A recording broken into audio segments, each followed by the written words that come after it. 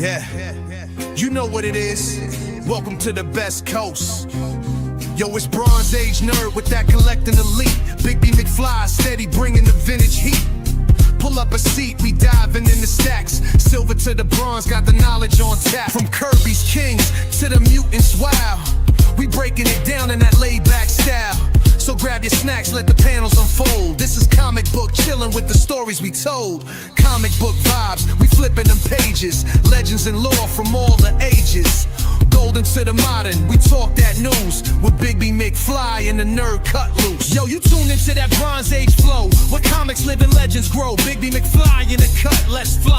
Best coast, baby, comics are what saved me. Big, yeah.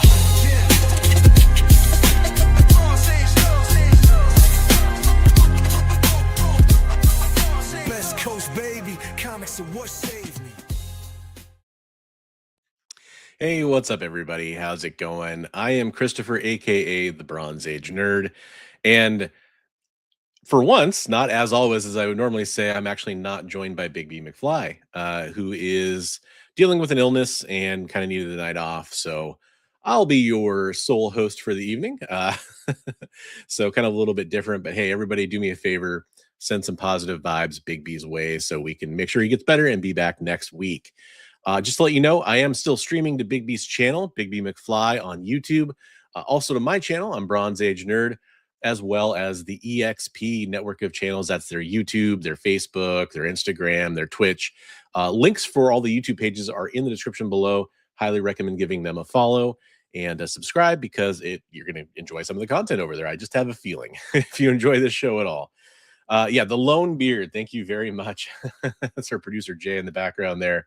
And we do have a few other comments that beat him to the feed, and that is GT Key Comic holding it down, as well as Comic Tropes coming in to say, I hope they have a tug of war tonight to determine who is better, comics or manga. Well, you know what? Let's run with that idea, and I'll go ahead and hold the comic side. And we'll let my co-host hold the manga side, and we'll just, oh, guess what? Comics wins. Comics wins. It was rigged. It was, hashtag rigged in the chat, folks. And then Hydra Asylum, aka our producer Jay. By the way, check out Hydra Asylum Comics and Comic Tropes over on YouTube as well. A couple other great channels. Thank you guys for being here. But he gets the bronze medal, the third place finish, which as Bronze Age Nerd, I think that's the most important one, but other people may agree.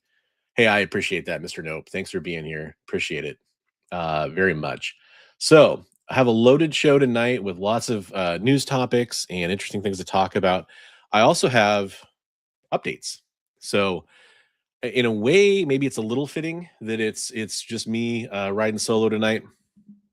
I want to provide some updates. So last week we did a claim sale, which, by the way, all of the items from the claim sale went out. Thanks to everybody who joined. Baby and I have had this conversation a bunch of times, this goal where we do want to sell more comic books. We want to be more focused on things that we want in our personal collection for the rest of our lives, and not, a bunch of stuff that we've kind of accumulated over the years, right? So this kind of serves that goal. It's why we go to things like the Frankenstein comic swaps, and both of us have kind of been trying to push each other to sell more online. We don't really do a lot of that. That went pretty well. For the time being, what we'd like to do is the final Monday show of every month, we're going to do a claim sale. So that was the final Monday show of January. That worked out pretty well. It's just kind of an easy way to remember it. So the final Monday of February, which I should have looked ahead of time to see what that's going to be. That's to be the 23rd, it looks like, will be a comic book claim sale. And we'll kind of keep going and see how that goes. If you guys get sick of it, don't worry. We'll pivot. We'll keep paying attention to our audience. But we just think it'd be fun. So people that want to come in just for the claims know to do that. People that are like, I don't really need to watch a claim show, you can avoid it if you want to. Hopefully you still tune in, because that would be great. And then we'll give us a chance to actually hopefully maybe take some requests throughout the month, kind of curate things, post some teasers, hopefully. Something we both struggle at doing, but we should do more of it. So thanks everybody who came out to the claim sale.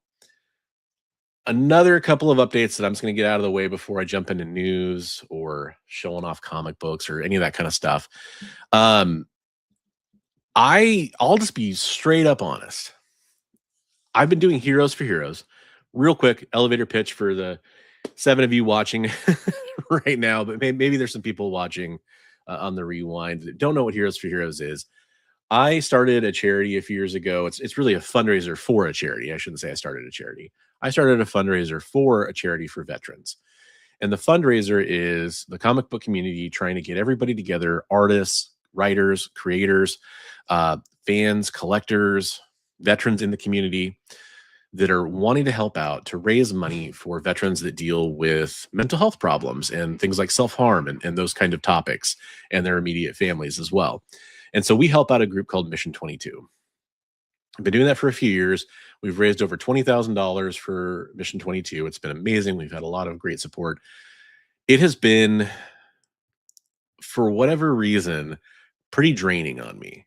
And my goal is to not end that, but I do need to take a little bit of a modification this year for our approach to Heroes for Heroes. And so what we came up with, I was kind of talking to Big B. I think what we're going to do this year is not do a big live auction that involves a lot of planning, a lot of prep, and honestly a lot of stress that comes with it. And instead focus on a couple other things, a couple other initiatives, which is so those claim sales that we're going to be doing, we're going to take 10% of everything we make, Big B and myself. We're going to take 10% at the end of the show from what we make from you guys before we ask for shipping or anything like that. And we're going to put it into our fund that we use for things like, hopefully that'll cover shipping so that we don't have to charge shipping for Heroes when we ship out art and comics as much as we can cover. Or maybe we can, try to get some commissions done from artists that are maybe a little bit, just kind of outside our network, or that have agreed to join us, but people would like to see items from them, and we would bring in money for the charity, stuff like that. And it's something we've been talking about. And so, yeah, going forward, 10% of those, the take basically is going to go to that. And that's one way we're going to kind of help get Heroes for Heroes going throughout the year. Obviously, when you help out with me, the Bronze Age Nerd, on my own channel with channel memberships, some of that goes to that as well. That's kind of what I use that for. Things that directly benefit the channel, Heroes for Heroes specifically. Also, in addition to that, we are probably going to end up with some items throughout the year. And what I would like to do is, does my mic keep moving, or do I keep moving? Which one is it? Let's find out. I think it's me. What I'd like to do is run some items through some untraditional resources. So I'll just say this: there has been no arrangement made, but places like Shortboxed, or places that are comic book specific marketplaces, I'd like to reach out and see if we could get like a storefront or a marquee auction or something like that, where we could kind of put up some of those items that might have a different reach than we have in the buyers that we've connected with. Additionally, we might put some things up for like Instagram claim sales that can run on kind of like a slow auction, where people can do replies and have that go over a period of, maybe a week or two or something like that, as opposed to, hey, you got 2 minutes to buy this. And then whoever's watching might get a great deal, but a lot of people who weren't seeing that at that time kind of go back and go, oh gosh, I wish I could have bid on that. So that's an idea. There's this illusion that the mic is slowly moving away from your face. I'd like to encourage that. What's up, Dirt Bike Lover? How you doing? It's stronger than the other two. They made weapons with it. There you go. Yeah, that's a good point. Bronze Age is definitely the predominant one. What if you took that money from a bank? You could do a heist, and then we could live stream the heist, so we get all the views from that. Yeah, that's an option. It's definitely something that we could explore. But that's kind of the idea. That's kind of where I'm going. So, as we were to kind of come up with this idea of doing late spring, early summer, kind of around Memorial Day auctions. And I've got Emerald City Comic Con, where I'll be on a panel with a few other amazing individuals, and I'll talk about that more in a second. But I have that coming up at Emerald City Comic Con, and as I'm doing that, I'm thinking about other cons that I'm going to be going to and other things that are going to be coming up. It just started getting kind of daunting. I'm like, oh my gosh, I've got a lot to do. and I'm still working on my final commission from this last year's Heroes for Heroes, and that's the final thing that needs to go out. But it's like I'm still not even done with that technically. So it's been a lot. I am really thankful, that I'm getting opportunities to go to conventions and stuff like that too. But the good news is I get to network with people and hopefully bring more people into Heroes for Heroes because of that. So it's possibly a good thing. Maybe this year I'll take it as a initiative to kind of build up some grassroots, maybe kind of build up the channel a little bit more, hopefully, so that we have a stronger base going into things like auctions going forward, like in 2027. So there will be a new link eventually available for 2026 for Heroes from Mission 22. I'm going to coordinate with them on getting that set up. And then that's kind of what it's going to look like going forward. And shout out to Bigby, my co-host, who's hopefully from his bed, hopefully getting some rest, nice enough to tune in and say some kind words. So that would be the plan that we came up with and kind of we're okay with. And shout out to him. I just straight up said, like, I'm getting a little, I don't know if burnout's really the right word, but it's feeling like a grind. And I'm feeling like, okay, I've got to kind of pick and choose my battles. I've got some other stuff going on. I want to make sure that this is more successful in the long run instead of burning myself out year after year for the short run for the veterans. And so we're going to continue to do something. It's probably going to be a much more modest goal. We'll have a new link. We're working with a business to get a donation from them that was made before. That could be really beneficial for the charity. And then we'll work on making it better. So that's kind of the update for that. Okay, the update about Emerald City Comic Con. Yes, I'll be at Emerald City Comic Con on Saturday. That's Saturday, March 7th, I want to say. Saturday, March 7th. I have a panel that I will be on stage with Joel Gibson, DJ Kirkland, Ashley, Victoria Johnson, and Comic Tom 101. Sorry, Ashley Robinson. Ashley Robinson. I'm sorry. Got her name wrong. But yeah, and Tom Garcia from Comic Tom 101. And we'll be doing a comic panel about getting people into comic books. Like, how do you get people into comic books? Shout out to Joel for setting that up and inviting me, that was just a very nice, pleasant surprise. I've never been to Emerald City before. It's been one of those ones that I've always had something come up around that time and just never saw the reason to get there. And I'm excited to check it out. Excited to meet anybody who wants to meet up there. Happy to see you there. I'm almost certainly only going to be there on that Saturday. I think the pass is good for all 3 days, but I'm not sure that I'll be able to make it up there. I'll try to make it up there, but it's going to be Saturday for sure. Wakened by the power of your voice on the ether waves. Hey, that's awesome. I'm glad to hear that. And thank you, Eli Pickworth, for showing up. What is up? There's a minimal chance that I will do some dancing on stage. However, there is a moderate chance that I will do some karaoke. No, not really. I want to be respectful to my other panel members and not dominate. No, let's be honest, Chris. They couldn't handle that. That's just not gonna work. It's not a no to the dancing. Yeah, I love it. So hey, expect more. I'll be promoting my panel mates as time goes on here and talking about them a little bit more. So you'll get a chance to follow along with them. Saw a couple of them follow me, which was really cool today. I appreciate that. Made sure to follow them back. So that was really awesome.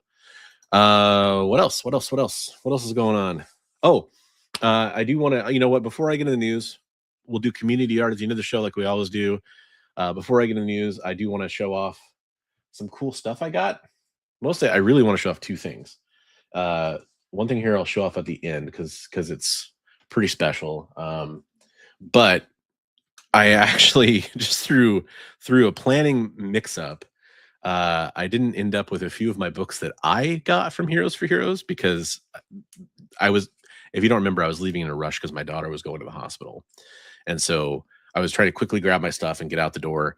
And I just left some of my comics in a different box. So finally got those back. I got, let's see here. What's the correct order to show this off? It goes, I think this is the one that starts on left. These are connecting covers. These are Mark Spears Connecting Absolute book. So they're all additional. I can't remember if it's the third printing or something like that, but got Absolute Superman #1, Mark Spears Absolute Batman #1. Very cool. Kind of this title that people are just, starting to find out about. And then Absolute Wonder Woman #1. So very awesome Mark Spears books there. I definitely wanted to make sure those went for a good amount for the donations for Heroes for Heroes. And then from the claim sale, I actually did get I got a book from Bigby, and then it was really cool. Somebody who was also making some claims. I was saying, hey, I'll claim that if no one else does, because no one had claimed it for a minute. And I said, give everybody else a chance first. And Mr. McGroovy, shout out to you if you were watching on the rewind, claimed those books. And I was like, hey, great. I'm glad somebody claimed them. Unknown to me, he actually gifted them to me. So that was really amazing of him. But these were Bigby's books he had up for offer. First up, I didn't have a copy of this, so I was happy to get it. Something is Killing the Children 0. I'm a big Something is Killing the Children fan. Love that book. Can't wait for adaptations to come and all that kind of stuff. And I haven't read 0, so I'm excited to read that. And then I always love picking up copies of Strange Academy 1. This was the 4th printing version of that, so I was happy to get that. And you know what, Mr. McGroovy, you were very groovy for doing that. I appreciate it. Yes, it's a very weird. If nobody's seen it, I can send you a video of a really good like dead mall tour. It's not technically a dead mall. I mean, it's a dying mall, but I can send you a really good tour of that if you ever want to see where Frankenstein happens. But it's a very clean, nice, safe show. I don't want to make it sound like it's like sketchy or something, but it's a weird place. And then I have to put this up. It's been a while since we've seen this proper, but Bigby Bigby was thinking of me, and got a little Josh Burns goodness here. Local Man variant here from 616. I do it just for whatever reason. I think booty covers are great, so pick that up. And then I don't know. I don't know if that's safe for work. So we'll do the quick show on the Love Sick #6 there. That's it. Hopefully that's safe for work. It's questionable. But here's the big book I actually did get from Bigby. I have an FF48, and I've always kind of been curious about getting some of the other big Silver Surfer books. It's not a key for any main reason other than the cover, and that's FF72. Absolutely beautiful. Love that. Another big one I want to get, which ties into some of the news, unfortunately, I have to talk about is Silver Surfer #4, the classic cover there. Last thing, this is the thing I really wanted to show, so I wanted to show off stuff I picked up this week. Shout out to Edward Lilly, who did some amazing art. First time doing pencil and pens for a while for him. He's been doing mostly other mediums, and he picked it back up, and he did his first piece. And I said, hey, are you going to sell that? Because I am very interested. He did this awesome Cyclops piece. That's very cool. And I was very excited to get it from him. So shout out to him on that one. Very, very cool. I'm very excited to have that piece. So that's gonna have to be displayed at some point here. I gotta get a frame for that. Thank you very much, Edward. You've seen him a lot on the community art segment. Let's see.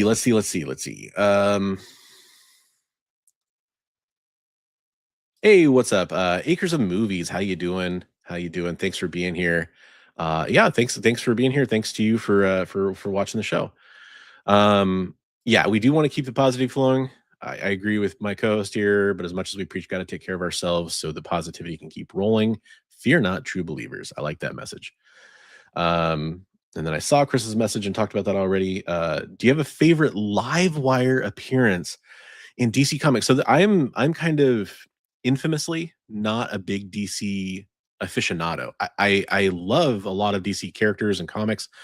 One of the comics on my hunting list right now is the first appearance of Livewire. I only really know her from appearances in DC animation, and I know very little about her in comics. I have runs of DC Comics I've collected and read.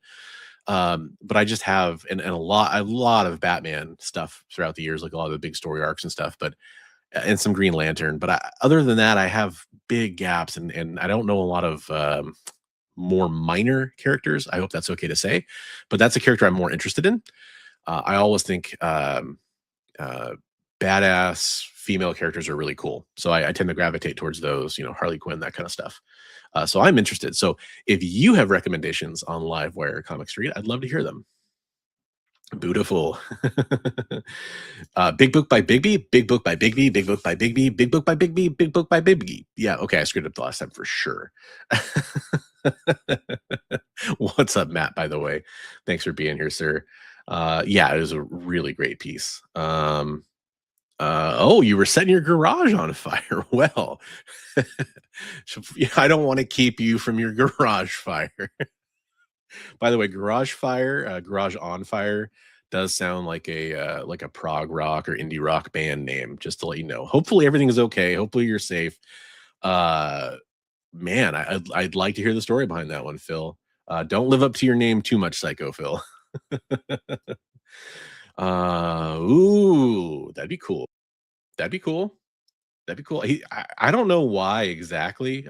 I'm always surprised by these things, but I hear Mark Waid has some haters out there. I have nothing but love for Mark Waid. I've everything I've read of his I like, and I met him. He was a very, very nice guy. I met him a couple times, I think now. So oh yeah, maybe so. Maybe so. Oh man, that's too bad. Well, hopefully everything's safe, and hopefully your comics are far away from your snowblower catastrophes and your garage. I'm sorry, man. I'm laughing. Hopefully everything's okay. I've had some really dumb stuff happen this last week where I felt like an idiot for almost setting things on fire or almost breaking things or whatever. So I do want to get to the news. Unfortunately, wow, why is that loading? So do I have to make that window a little bit larger for it to load correctly? Nope, it just does not want to load much. Okay, it's an NBC News website.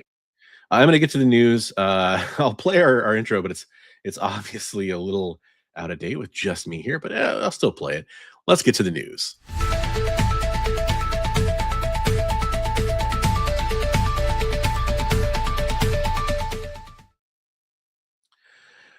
All right, so this is maybe not the most comic book related. I do cover pop culture, I guess, a little bit. Big B and I do. No, I'm not going to the Original Art Expo later this month, unfortunately, Popsequentials. And thank you for asking. But I will be at Emerald City. I don't know if you were around for that part of the show. Oh, that sounds good. That sounds good, Chris. I don't make it to a lot of other cons that are outside the Pacific Northwest. In fact, I don't make it to any cons that are outside the Northwest. I'm not going to try to oversell it there, mostly due to scheduling, budgetary. My primary job as a stay-at-home dad, I need to be around for that so my wife can be at her work, which is a very demanding position. So, I do this as a side hustle, and when my kids not need me. So, which, by the way, make some correlations there for where there's a little less content sometimes. But yeah, we do have to talk about this real fast. So Catherine O'Hara, an actress I've been a fan of for years and years and years. I'm sure many of you have as well. Did pass away, and this is a little bit older, but keep in mind we did the claim sale show last week, and a few of these news items are a little bit older. And it's just sad. It's just sad. It's one of those things where I guess it's part of getting a little bit older. In my mid 40s now, and just starting to see people that you grew up with just not there anymore, and start to fall off. And it always is a heartbreaking thing. But big fan, loved her range, loved so much stuff about her. And it's just unfortunate. It's just really unfortunate. So, yeah, great career. Hopefully she can be really proud of that. So, definitely heart goes out to her family. That's too bad. Ooh, this is a great question. SSFD says, what is the best comic insurance company for protecting their collection? And that's a really good question. I think it depends a little bit on what exactly you want to have insured. Uh, I can tell you this: if you go through most national home and renters insurance companies, you have to be extremely vigilant and clear on what your policy protects. It's a great question. One that I probably should dive a little bit more into as a full topic. I believe I don't know if he's got a show right now where he could really kind of talk about this and cover this, but I think producer Kyle at the EXP is a really good person to ask about this. As his family, he's kind of notoriously said they have a like kind of a joint collection of a lot of nice books, and it's insured. Probably worth asking him about that. Probably get his take more than mine because it does depend. But I'll just say if you think you're covered because you're like, oh, I've got homeowners insurance, I've got renters insurance, whatever it is, definitely check that policy. Yeah, generational comic wealth is a really good way to put that for Kyle. Um, I know we briefly brought up a couple suggestions on our show. I can't remember the names of who he used. I think there's one that's called something like collectors or collectibles insurances in the name. That's what I recall. And for me right now, I'll just kind of say like I'm fairly covered through my renter's insurance. I specifically went with a policy that covers some of my stuff, but I'm still a little shaky on that and wish that I had more dedicated coverage. So it's something I'm thinking about too, which makes it a good topic to talk about, I think. Great question. One I'll keep up on. So I hate to just kind of talk about these depressing type things, but they are real and they do happen, and we do need to talk about them. They're important. Uh, let's see, I think that was a different article here that I shared about this. Yes, let's do this one. There were a couple in my news feed. By the way, I do have a Discord server. The link is in the description below if you want to join that. But there's a news channel. People share links, and I just kind of had to pick one to choose for this. This is the news about Sal Buscema passing away. Just legendary, especially at Marvel. If you read Marvel in the Bronze and Copper Age and into the modern age, you've encountered his work. We talked about Silver Surfer and how I'm collecting Silver Surfer iconic covers, and there's one that'll come up for Sal here. We actually had no, those were John Buscema. Sorry, I was gonna say I thought we had Sal Buscema autograph books for Heroes, and it kind of just came up. But this is sad. So he passed away on his birthday, is what I saw. Is either his birthday or the day after, because he was born on January 26th. I'm trying to remember which day it was. In 1936, so he was 71. I think that's what the age he was when he passed away. I can't do the math off my head. Oh, yeah, sorry, 89. 89. There it is. Way off. This is, again, I was just talking about this. We were talking about heroes, idols, comic tropes, in a completely different context. Mentioned Stan Lee, which is somebody who I've kind of told this anecdote several times. For a while, I was kind of out of comics as far as collecting goes, and so I wasn't going to conventions and stuff, and I was really just kind of on the back burner. Like, I need to make sure to get to a convention where Stan Lee's at. It's not like he wasn't doing appearances. At the time, he definitely had been. And then I just waited too long, and now I'll never get to meet Stan Lee. And maybe that would have been a very quick interaction at a Stan Lee line at a Comic-Con at that time. It might have been very transactional in some ways. I'm sure it wouldn't have meant anything necessarily to Stan, but it would have been something to me. It's just one of those things where I always try to say this, if you ever have creators who are of any age that you really want to meet and you have an opportunity to meet them, I would meet them. Because you never know. It was 3 days before thank you for the clarification on that. 3 days before his 90th. I think my mic stand is moving, by the way. So shenanigans. Hopefully, if the mic goes off to the point where you can't hear me very well, please let me know in chat, because that would bother the hell out of me, and I can't hear myself talking. So through the stream, at least. Yeah, I have a lot of people mentioned this about the Hulk run. which is not one that I was reading at the time. It was a little before my time. I've certainly gone back and seen parts of it. But just I mean there's nothing you can if you were, especially if you're a Marvel fan, there's nothing you can look at. You can't throw a stone without hitting the legacy of Sal Buscema. And I think the when Bigby actually was the one that told me about this. He said, "I just heard Sal Buscema died." I think I said something to the effect of, somebody passes away at the age of 89. I don't want to say that's a good thing, but I do want to say it's definitely better than somebody who passes away and somebody we lose 40, 50 years too young, right? So what I would say is to this is that hopefully um, Sal lived a full life and did everything he wanted to do, and hopefully he was surrounded by family. I don't know a lot of the details around that part of things, but that's just what I think about. And I the biggest thing that I can say as a comic fan is I just hope that he knows what an impact he had on so many people. Popsequentials in the chat here. Sal's run on Hulk in the 70s was the comic of my youth.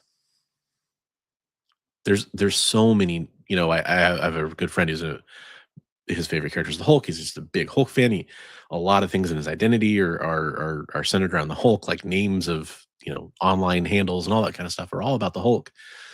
And I know this was a really rough one for him too. It really affects the fans in a big way because while they're still out there, even if they're not very active and they're not in like the zeitgeist, they're still out there. You still think of them as like a living legend, right?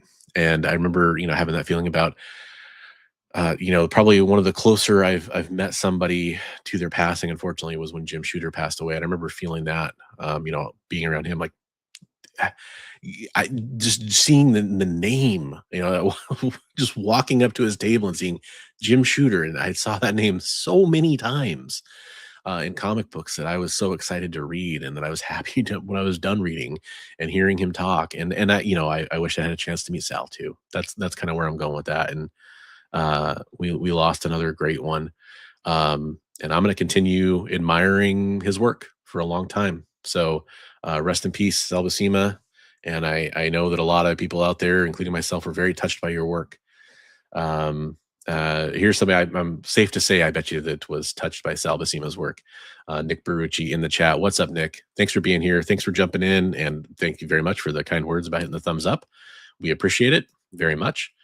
Yeah, it's just one of those things. I always encourage people, meet your creative heroes whenever you can, because you never know what's going to happen.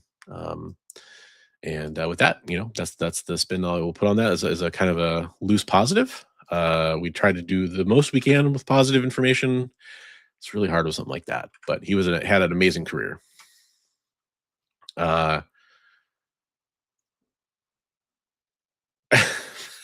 Okay, so Mr. Mopar YouTube, what is up?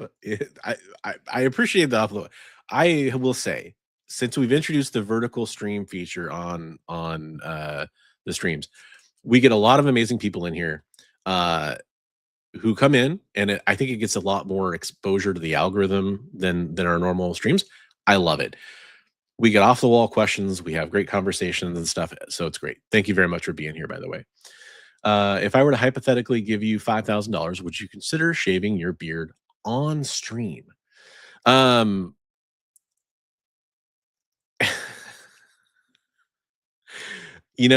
Would I yeah, here's the answer to your question. Yes, I would consider it. You bet. If you were to do that, actually, yeah,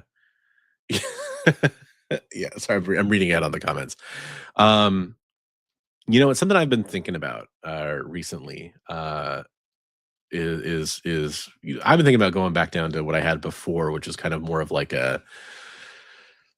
in my head, because of my age, I always think of it as like a Commander Riker length beard. I don't know. I've heard executive beard. I've heard that applied to it a few times. No, yeah, I understood. But yeah, that's why I would consider it.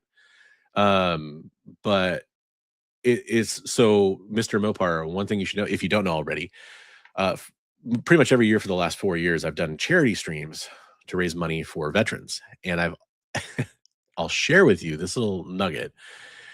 Going into those streams, because people are weird about charity stuff sometimes, I've always had this like sinking feeling like, gosh, I hope nobody asks me to do this. And here's the biggest reason why, because it would scare the crap out of my daughter if I did that. And my wife probably would be okay with it because she's seen me through all various stages of facial hair, but um I would worry about that. But hey, if it was, for charity or something like that, it'd be hard not to go ahead and do that, I think is kind of what I have to say. Uh it's behind a paywall. But I love this comment. I want to go back to it. Nick actually makes some comics, Chris. Yes, he does. Yes, he does. In fact, he made a comic that this guy, Comic Tropes, did the cover for. It's a Vampirella book. And I backed that indie, I think it was Indiegogo, and got the Virgin and had Comic Tropes do a remark and signature at the top of that book. Great parody of a lot of famous comic tropes on a Vampirella cover. But yeah, shout out to Nick and Dynamite and Dynamic Forces, which are involved, by the way, on the backside with, and Nick has a show on the EXP, which is one of the channels we're streaming to. So another good reason why you should go subscribe to the EXP. Acres of Movie says, I love Livewire. I would like Frances McDormand or Angela Bassett. Who would you like to play Livewire? I assume is the other part of that sentence. You know what? Since I asked that question earlier, I am not as familiar with Livewire outside of the animated interpretation. So if you want to recommend some Livewire stories, I would love to go and check out some stories before I just kind of off the cuff make a casting recommendation. I'm going to go ahead and go with your casting recommendations. Now, I would say, you know the character better than I do. I'm pretty sure about that. But that would be kind of an, isn't she supposed to be a younger character? I shouldn't say hero, a younger character than those fine actresses. So are you going for more of a mature later in her career kind of version of the character? That's very interesting. I like it. So for our next piece of news, I want to talk about this real fast. Speaking of my daughter, no, there's nothing wrong with that. I'm just curious. I'm just curious because I would think of with the DC new universe being so new, I try to cast younger people probably. Oh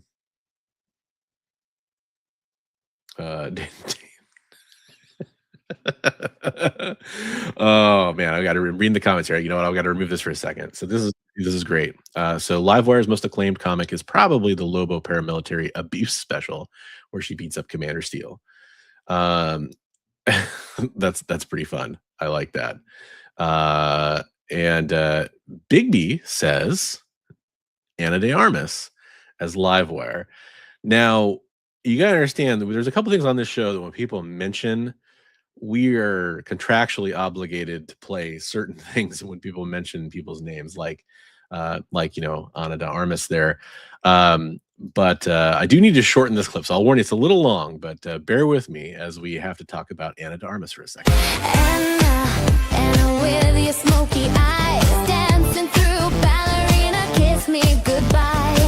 You throw a punch, I say please, I'd like another.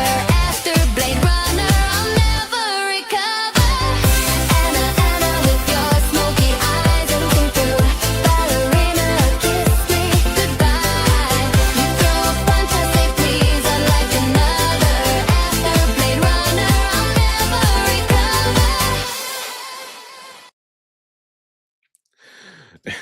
Niger Sum says Bigby for the win because he knew it was going to happen. Kristen Stewart for Livewire. She'd never do it.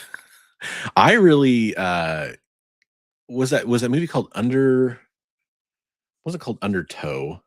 She did a thriller, underwater thriller, where like a underwater base gets attacked by a creature and she has to evacuate. It was pretty good. I actually got kind of a new respect for Kristen Stewart after that. I hadn't really seen her in anything I really kind of saw her acting chops in before that, but that'd be fun. I like that. Trying to get on the next news story real fast. And this is about K-pop demon hunters graphic novel that's coming out next month. I'm really excited about this. This is something I can't wait to read with my daughter. I know she's going to be absolutely thrilled to learn about this. There's graphic novel adaptations that are going to release. I think there's 4, if I'm not mistaken. I'll go back down and double check here, but the first one releases next month. And they did like a kind of a whole wave, a whole series of publications for K-pop Demon Hunters. But the first 4 coming out, yeah, this is the 4. So you got Tokyo Takedown, California Curse, Rivals in Rome, and Ghosted in Greece. These were aimed at middle grade readers, is what I saw looking at the publication release for it. So underwater, that sounds about right, Chris. But yeah, I'm excited. These are going to be really fun, I think.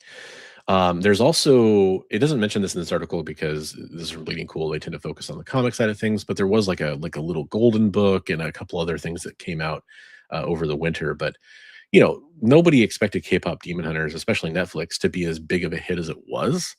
And so these things are all behind. You know, they're all pretty behind. Yeah, it took almost 7 weeks. Yeah, that's a good point. That's a good point. But yeah, they're just they're rushing to get this stuff out, and there's some figures and stuff coming out too, which is really cool. So yeah, I think there's some interesting stuff here. You know, definitely looking forward to checking that out. Shout out to Bleeding Cool for having the scoop on that one. Every other article I found was referencing that article, and then there was just the Penguin Random House press release. So chose them, and great job on covering that. And let's see, what else do we want to talk about? There's 2 more definite news stories I want to get to. This one, yeah, and it won a bunch of Grammys too, didn't it? I think it did. So this is pretty interesting. You know what? Actually, I know this article referenced a different one. So let me look for the original here. 1 second. I want a different source here for this one because I think they're the first ones that covered it, and it is Bleeding Cool again. Shout out to Rich over there for being first on this one. So there's these Robert Downey Jr., Iron Man, and Doctor Doom Ultimate Endgame blind bags. That's a word salad right there, right? So there were 4 sketches done by Robert Downey Jr. 2 of them were Iron Man, and 2 of them were Doctor Doom. And they were on a blank sketch variant cover, randomly inserted into blind bags for Ultimate Endgame that Marvel put out. The blind bags, I believe there was 500,000 printed, according to this article. Here's some pictures. Oh, is that not? Oh, I'm showing the other article. I'm so sorry, folks. I'm showing the search results is what I'm showing. My bad. Rookie mistake. Okay, here we go. Nope. Yeah, there we go. Okay, so here's the kind of what they looked like. First of all, shout out to Robert Downey Jr. That Iron Man's pretty cool. I like that. Doctor Doom, it's a little more basic, but I mean, you know, wouldn't you be stoked to have these? So this is interesting. And actually, I do need to go back because there is one more bit of news here. And this is what I really want to talk about. And it is that a fake version of this sold for $3,500 on eBay. And it is definitely fake. Like, you can tell, because it was based on the preliminary art that was released for what's going to come out, and it differed from the final version that was shown. Also, apparently there's a specific catchphrase on the back of those particular variants that was not available on the back of the regular sketch covers. And this person used the regular sketch covers, whipped out a version that looks like what came out, which is this is what you see in this listing. And then this is a sold listing for $3,500 on eBay. Now, the same seller also released a batch of books that included a separate sale The RDJ variant. I'll actually load that up real fast just to show you the eBay listing here. So it's this pack of 6 Doom books, including a second fake sketch. That's a different sale, and it sold for a little over $3,500 as well. So, man, I know that this article mentioned that they reached out to Cheesehead Comics as a seller on eBay, so you can go ahead and avoid them. uh, and asked for a comment, and of course didn't get any. But that's interesting. That's interesting. I wonder if eBay will punish the seller for selling fraudulent material if they're properly notified about it. I would hope so. And yeah, that's just a really interesting situation. I hope nobody gets got by these. Oh, should probably just show the covers off here a little bit more, and then show the difference on how we copied it. They got 2 rare blind bags. What are the odds, right? Two. So I guess the odds would be, let's see, 1 in 250 million or 1 in 250,000. So 1 in 125,000. But then the odds of hitting those both together, I think would probably be astronomical, right? I'd have to have C3PO calculate the odds on that one, or somebody who took statistics in at least high school. Tell me how you do the math on that, but that is awful. And then so the positive spin, because I do want to make sure that we put a positive spin on even these really negative things, is that you're aware that this kind of stuff can happen now, and hopefully you will cover yourself out there and do a little more due diligence before hitting buy it now, or clicking stuff like that and then spending $3,500. It's too bad, because that is a pretty cool thing. I'm not huge on having actors sign comics unless it's like a photo cover or something that's like they're so tied to the character that they're almost intrinsic to that character now. And I kind of feel that way about Robert Downey Jr. I think he's one of I wouldn't really want him to sign like an original, Tales of Suspense, first appearance of Iron Man kind of thing. I don't think I'd go that far. But like an Iron Man 1, maybe.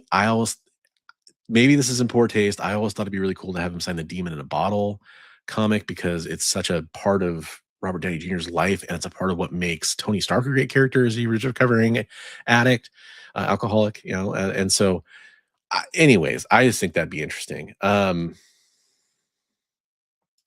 This next article, this is one I'll be struggling to put a positive spin on.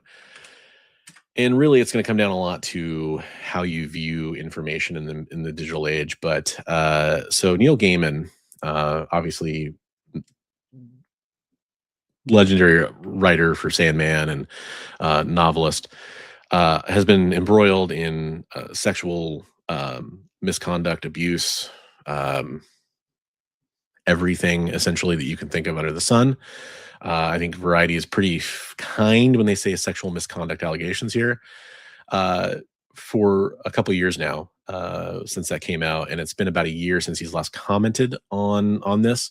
He's now coming out and saying that it was a smear campaign. Look, so I'm gonna front load this before I just read the article. I'm gonna front load this with telling you I don't buy it. Sorry, I don't buy it. But make your own decisions, of course, based on the information, because false allegations can and do exist. It is a thing that's possible. Here's why this strikes me as being ringing a little untrue. As far as him just saying like, oh, this is just people who, made the things out to be worse than they are. The first thing is he's very quick in talking about this to talk about a new project he's doing.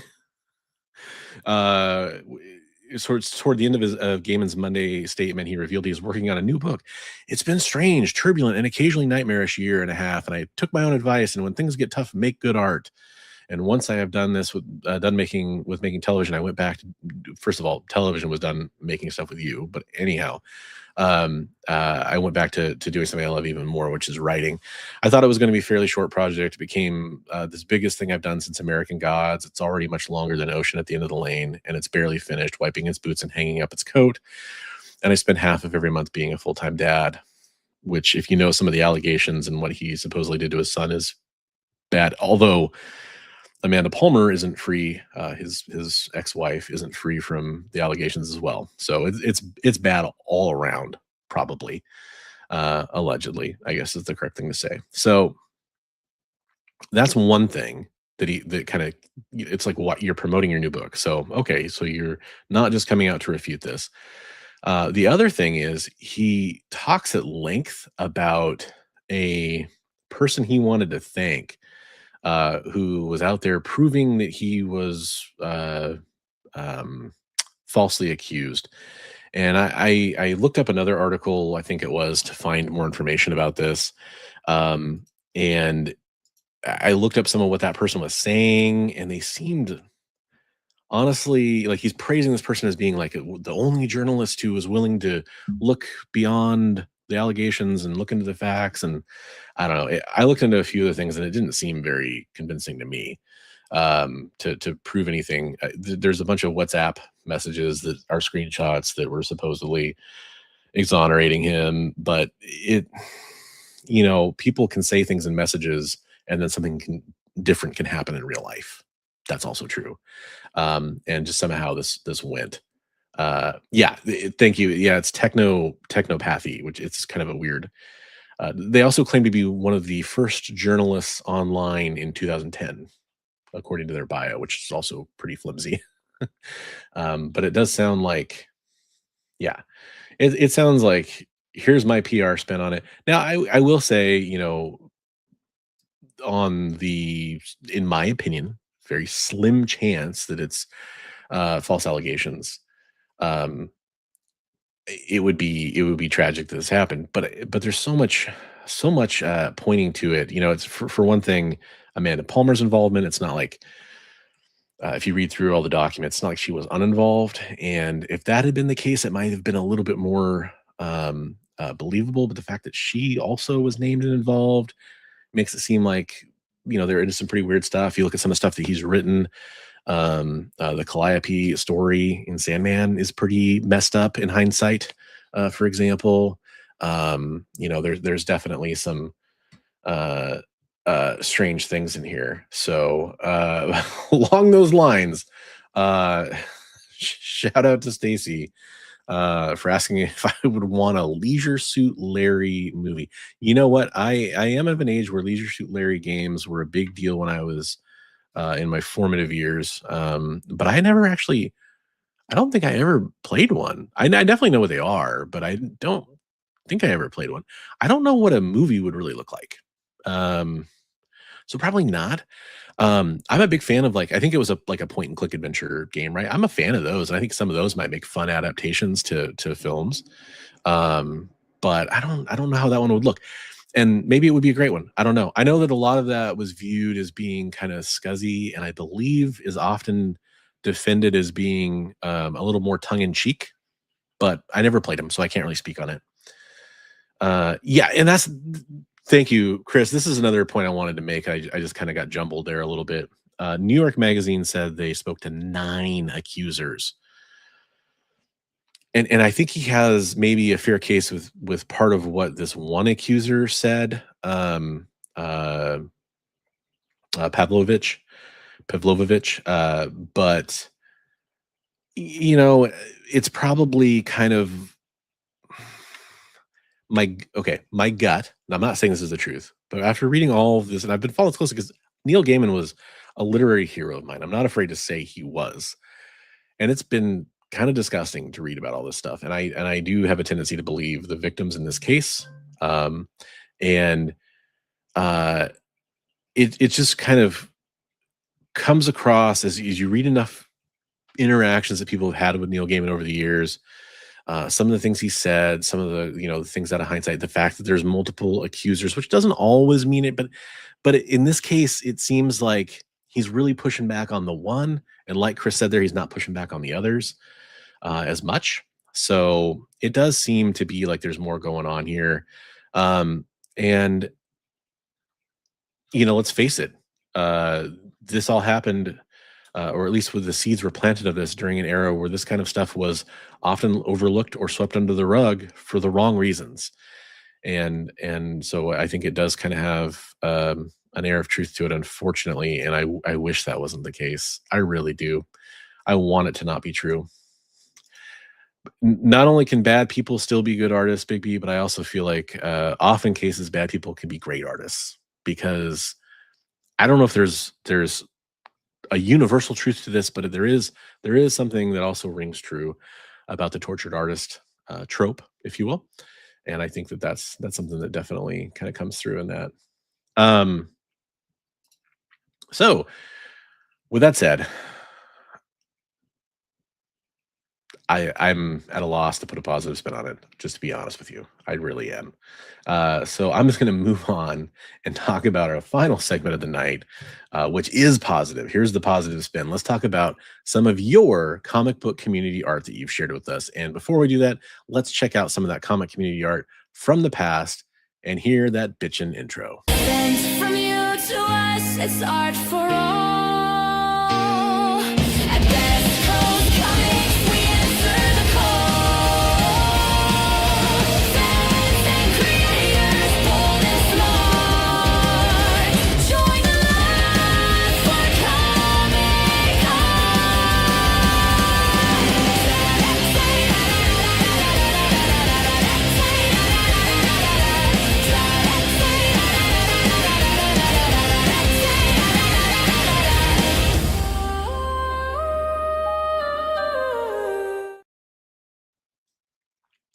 I don't want to pass over this comment real fast from Chris. And this is why I'm not fully coming out and being like, this is why I leave the window of there is a possibility that this is a mischaracterization about the Neil Gaiman story we were just talking about. It's tough. I want to give people a measure of grace because of how bad things went for a friend. I'm not going to get into those details. I think I know what he's talking about. I'm not going to get into those details, but what I am going to say is it does happen.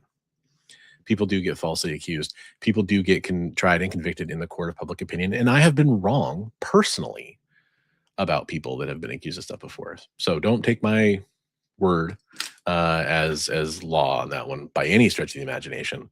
But I will just tell you my gut feeling. And I will tell you the news is out there. Neil Gaiman trying to come back. I know some people were caught off guard by that. And that's kind of why I mentioned it. I was seeing some of that conversation on social media earlier today. So there we are. Okay, so this is my Discord server, where, by the way, Vic Med just joined up and said hello. I make sure I share that screen there. So this is my Discord server here.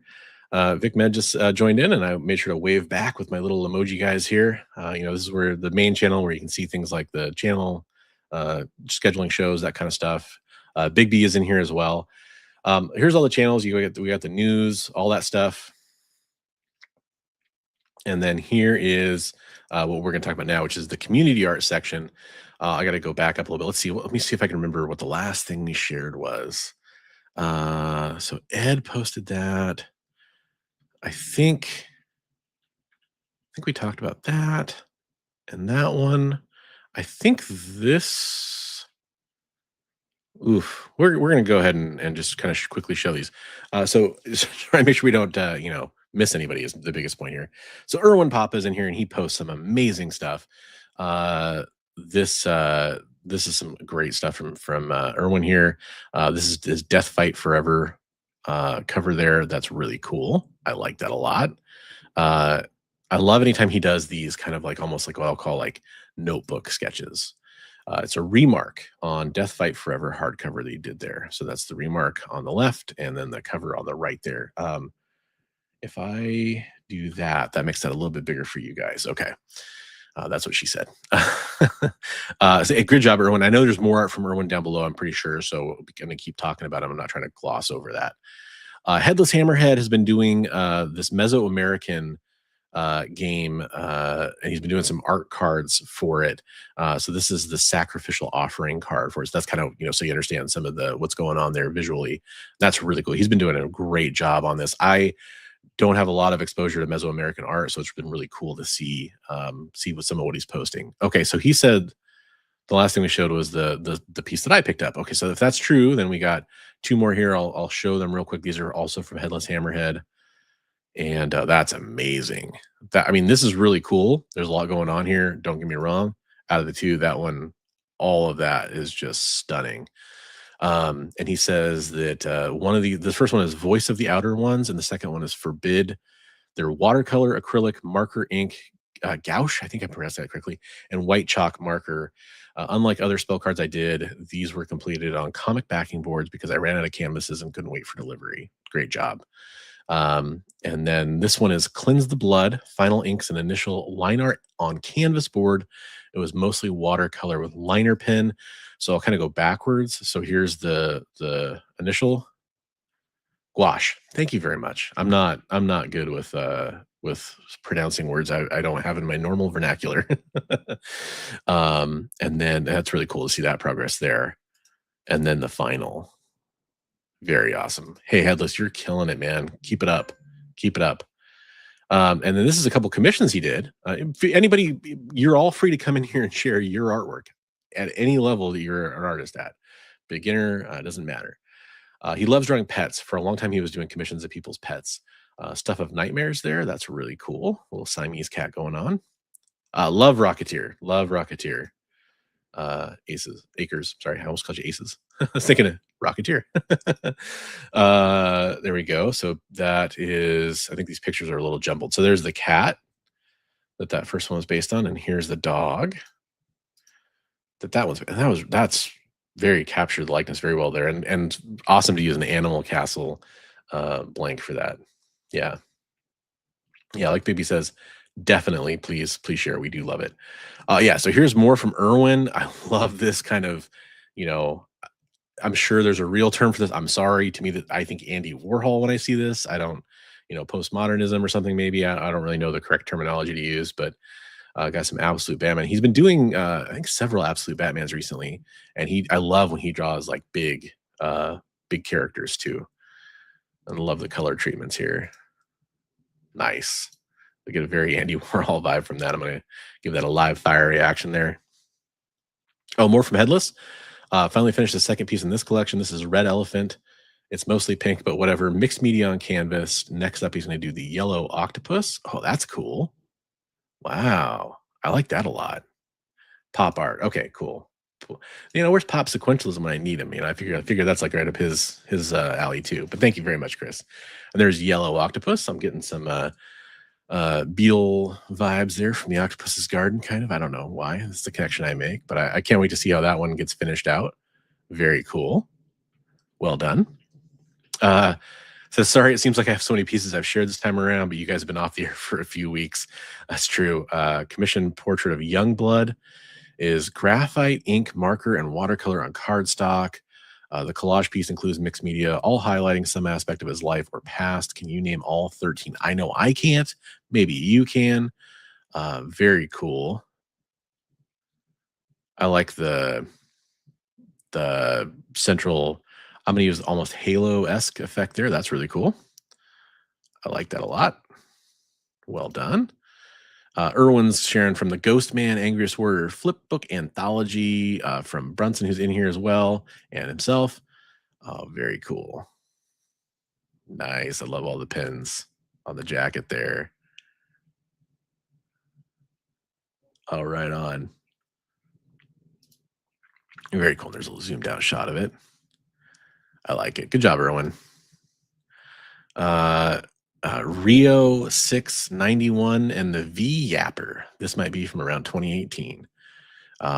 Also very cool. That's awesome.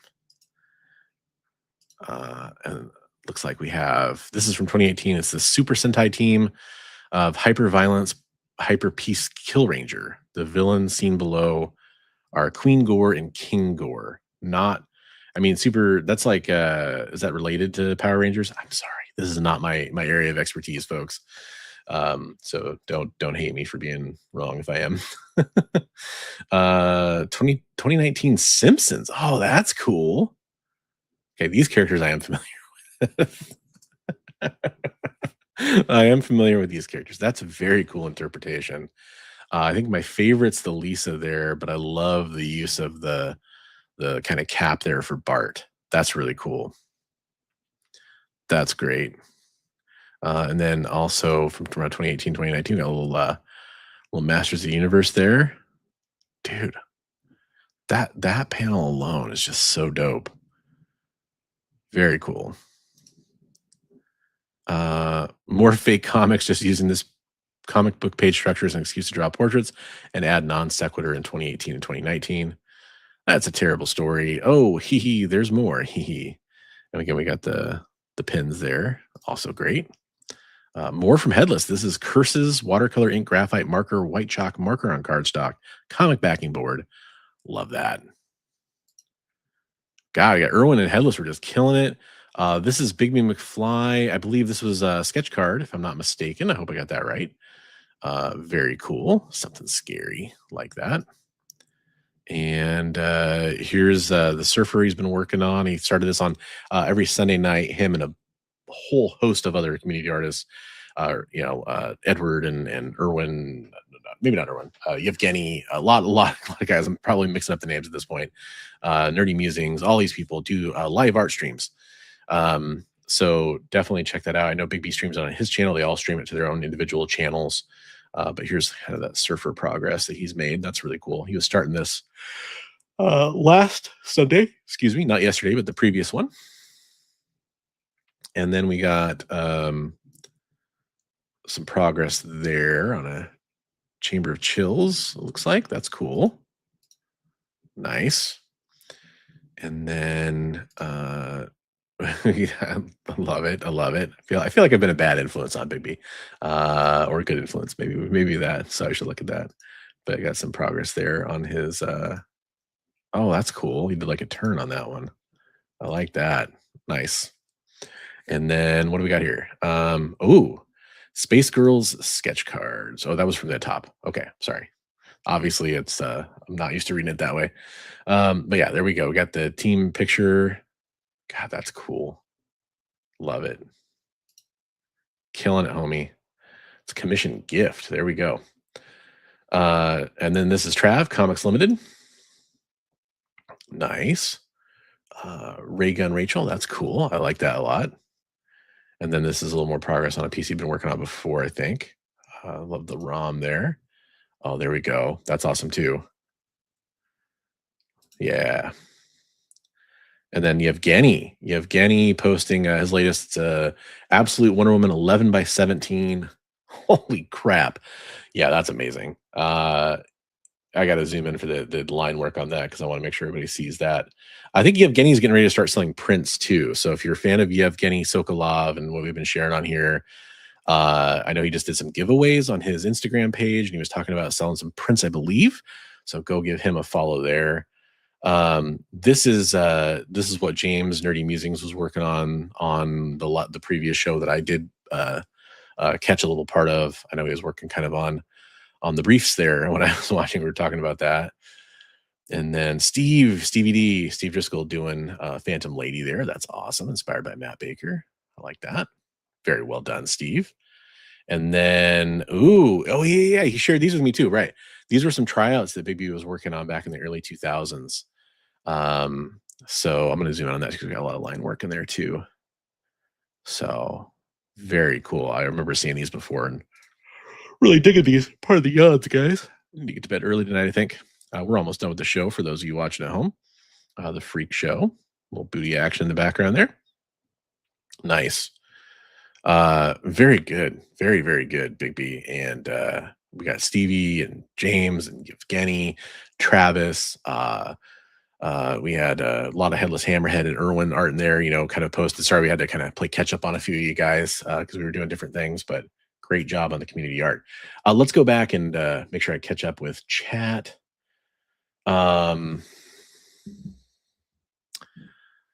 Burley, please share. We love it. Pop art. What is your favorite zoo you have visited, and what one do you want to visit the most?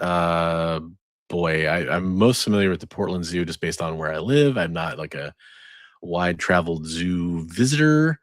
There was the wildlife refuge I'll call it a zoo, but it's technically not a zoo, that they had at the Mirage in Las Vegas. That was amazing, seeing dolphins and white tigers and all kinds of rare animals. That was pretty amazing. So that's probably those. I don't know which one I'd like to visit the most. Seeing animals in captivity is a mixed blessing for me. That elephant and octopus. Wow. Yeah, I agree. I was swimming the other day, and it occurred to me that I would have liked to see Rick Moranis be Incredible Hulk, maybe in the early '90s. Would that have been good? Train him up with Bonnie by Jake. Yeah, I think he would have been an interesting Bruce Banner, but I think the way storytelling was done at the time wouldn't have done it justice. I think in hindsight, that's one of those things that makes more sense. Top Cow has a talent hunt contest right now. Very specific rules, but some artists may want to look into it. That's a very good tip, especially for some of our community art submitters, for all of them for that matter. You might want to check into that. Thanks for sharing that, Chris. Scorsese calls you like, okay, I'm going to be 20 years younger. I'm actually 20 years younger now, and I'm actually interested in making a comic book movie. What comic book movie do I make, and who to cast? I don't think Martin Scorsese would do that, because Martin Scorsese famously hates comic book movies. That's my answer is going to be into that. Bigby's turned into a baker. Some famous Drew posters that I can share. I enjoyed working with him. Oh, okay, right on. Absolutely. Please do. That would be amazing. Please do. Yeah, a lot of awesome stuff. If they're doing a Simpsons live action, would you like Marge Simpson, Pam Grier, if she was maybe in the mid 90s? I don't know. I think you're very into casting questions, and I have a hard time thinking about that, because I have a hard time disassociating characters that I'm very familiar with from their representation that they've already had. So it's hard for me to associate a different person playing that. That said, most of the time I end up loving whoever ends up playing those characters, with some notable exceptions. But I don't know. I'm not the best person for those kind of hypotheticals usually. There's a couple things I love to fan cast in my head, and I always hate the results. Like, I love the process of doing it, and then I'm like, I don't actually want this to get made now. I'm actually very interested in the movie posters thing. I used to work for movie theaters, and I was a projectionist and all that, and a manager and stuff. And movie posters are something that I kind of fell in love with during that time.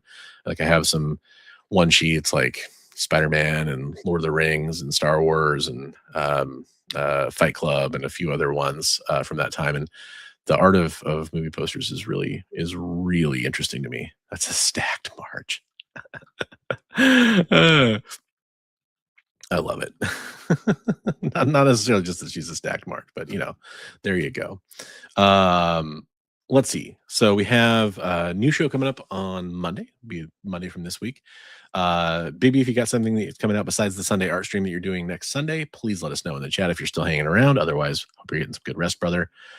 Yes, I did. Actually, on my Chris asked, did I ever have to escort patrons out of a theater?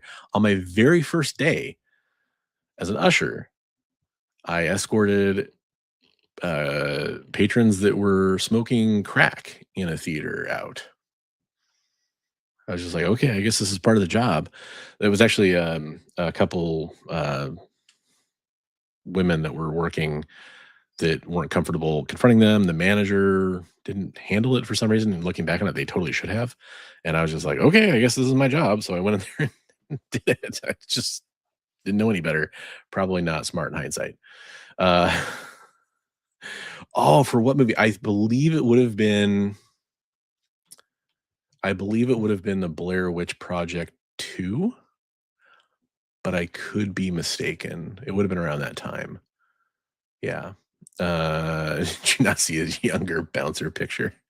That's funny. Oh, that actually makes sense. By the way, shout out to Figure Drawing. What's up, Figure Drawing? But yeah, we'll have that going on, and next Monday, and then, like I said, the last Monday of okay. So I'll just answer this one since I did see it come through. I won't see it in theaters. I will want to see it when it hits home release. I've been intrigued by the trailer, but I don't get to go to the movie theaters very often. I don't have one near me, for one thing. I have to kind of travel to get to one. So, but no, I never escorted patrons. No, I didn't do that.